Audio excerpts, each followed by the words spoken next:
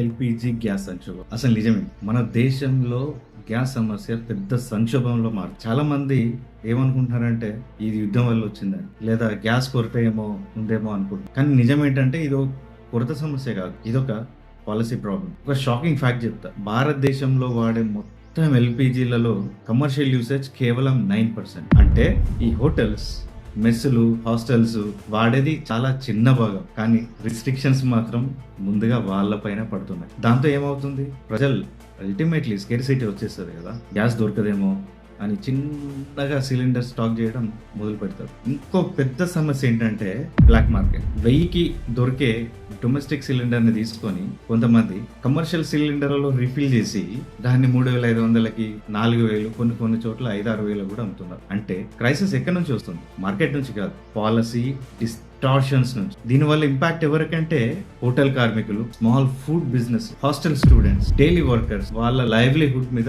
చాలా పెద్ద దెబ్బ పడుతుంది. అందుకే ఒక్క క్వశ్చన్ అడగాలి, గవర్నమెంట్ బిజినెస్ చేయాలా లేక గవర్నెన్స్ చేయాలా?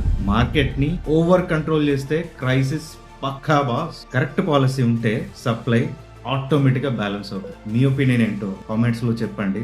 Let's learn together. ఇలాంటి మోర్ ఇన్సైట్స్ కోసం ఫాలో అవ్వండి అవర్ ఛానల్. Thank you.